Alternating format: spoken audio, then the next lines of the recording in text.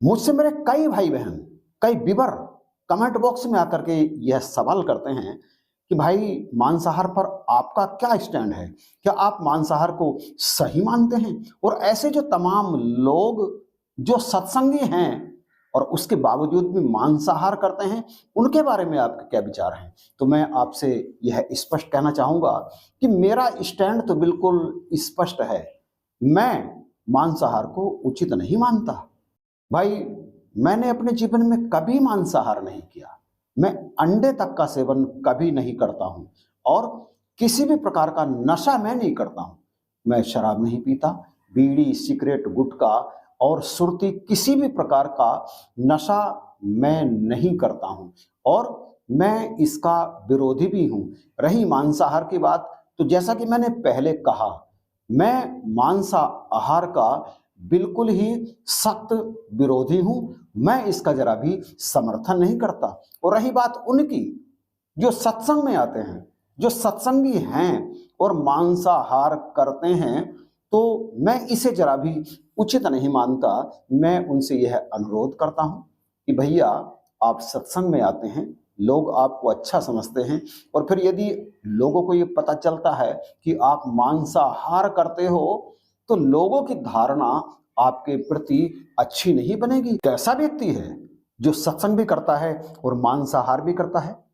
तमाम लोगों की धारणा ऐसे व्यक्तियों के प्रति अच्छी नहीं होती, बल्कि यह समझना चाहिए कि ऐसे लोगों के प्रति लोग अपने विचार बहुत ही बुरे रखते हैं। और मिशन के प्रति भी, मतलब आप जिस भी सत्संग से जुड़े हैं, उस सत्संग में आपके जो भी सतगुरु हैं, उनके प्रति भी लोगों की धारणा बदल जाती है। कहते हैं इनके गुरु इन्हें यही सिखाते हैं क्या? इनके सत्संग में यही कहा जाता है? तो सीधे सीधे लोगों की उंगली किधर उठती है? गुरु की तरफ उठती है। तो हमें ऐसा काम नहीं करना चाहिए, क्योंकि हम गुरसिक हैं। हमारा संबंध हमारे गुरु से जुड़ा है। हमारी आदतों का, हमारी गंदी और अच्छी आदतों का पूरी तरह से जिम्मेदार किसे बताया जाता है?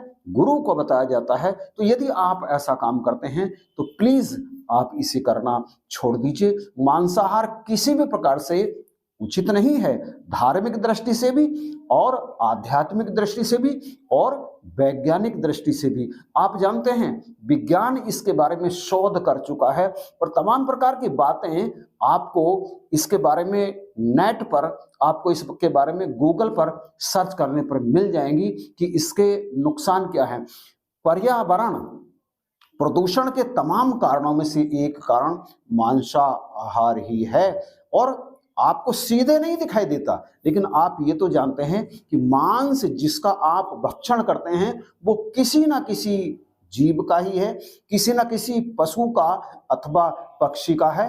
तो ऐसे मांस का आहार करने से क्या प्रकृति का संतुलन बिगड़ता नहीं है? बिगड़ता है। आप सर्च करके देख लीजिए। और चलिए इस बात को छोड़िए, जरा ये तो सोचिए कि आप भगवान के भक्त हैं, भगवान की पूजा करते हैं, आप आराधना करते हैं, आप भगवान की भक्ति करते हैं आप, और जिनका मांस आप खा रहे हैं उन जीवों को भी भगवान ने ही बनाया है।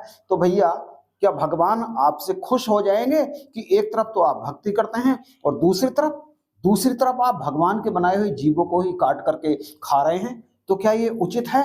भगवान क्या इससे खुश हो जाएंगे? बिल्कुल नहीं होंगे। आप जो मांस भक्षण कर रहे हैं उसके पीछे मुझे लगता है केवल एक ही कारण है, और वो कारण है जीभ का स्वाद। बस आप मांस को दूसरे जो खाद्य पदार्थ हैं उसी की तरह लेते हैं कि जैसे दाल खा ली, जैसे सब्जी खा ली, जैसे रोटी खा ली, जैसे कुछ और वेजिटेरियन जो चीज है खाने वाली उन्हें खा लिया, वैसे ही आप समझते हैं कि आपने मांस का भक्षण कर लिया। उनमें और इनमें बहुत बड़ा फर्क है। वो चीजें जो दालें हैं, जो चावल है, जो गेहूं है, ये चीजें परमात्मा ने बनाई हैं, शाक सब्जियां, ये इंसान के खाने के लिए ही बनाई है। मांस या वे जानवर, वे पक्षी जिनका आप मांस भक्षण करते हो, परमात्मा ने उन्हें आपको खाने के लिए नहीं बनाया, आपके लिए नहीं बनाया कि आप उन्हें काटें और उनको खा जाएं। इसलिए परमात्मा ने नहीं बनाया उन्हें।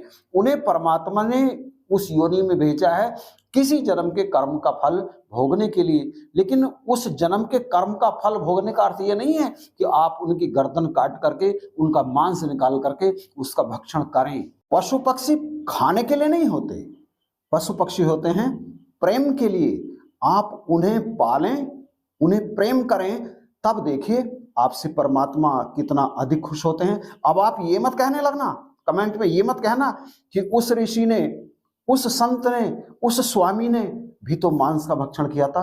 तो भैया उन ऋषि, उन मुनि, उन संतों के बारे में बात करना यहाँ जरा भी उचित नहीं है, क्योंकि वो कितने ऊंचे दर्जे पर पहुंचे हैं इसका अंदाज हम और आप लगा नहीं सकते।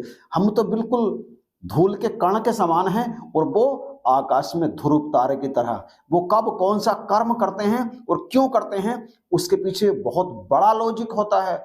उन्होंने कभी अगर मांस भक्षण किया भी होगा तो किसी विशेष कारण से, किसी विशेष परिस्थिति में। लेकिन आप जैसे कुछ लोग जो सत्संग में जाते हैं और मांस भक्षण करते हैं केवल और केवल इसलिए, भूख के लिए नहीं करते, भूख मिटाने के लिए, इसलिए करते हैं ताकि आपका टेस्ट बदल जाए।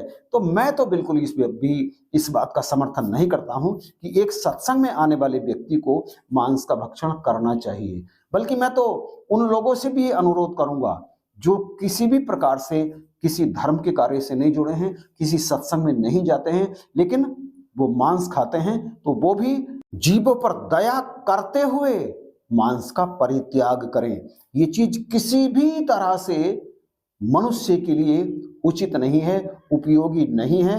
अब क्यों नहीं है, इससे नुकसान क्या होता है, इसके बारे में मैं विस्तार में नहीं जाना चाहूंगा, क्योंकि मैं पहले ही एक वीडियो इसके बारे में विस्तार से बना चुका हूं, जिस पर मैंने बहुत अधिक शोध करके वीडियो बनाया है और स्पष्ट बता दिया है कि किस तरह से इसमें पर्यावरण संतुलन बिगड़ता है, किस तरह से इसका भक्षण करने से हमारे शरीर को नुकसान होता है, हमारा जो मन है वो किस तरह से दूषित होता है, दिमाग दूषित होती है, बुद्धि कुंठित हो जाती है ये सब करने से। तो वो मैंने विस्तार से एक और वीडियो बनाया है, पहले सालों हो गए, वर्ष से ज़्यादा हो गए, तो आप उस वीडियो को जाकर के देख सकते हैं और समझ सकते हैं कि आखिर मांस भक्षण क्यों नहीं करना चाहिए।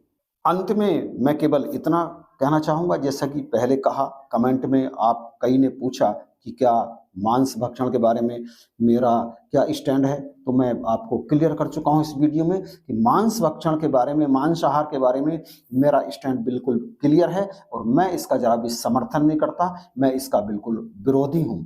तो चलिए वीडियो को यहीं पर समाप्त करते हैं। आपने देखा, इसके लिए आपका धन्यवाद।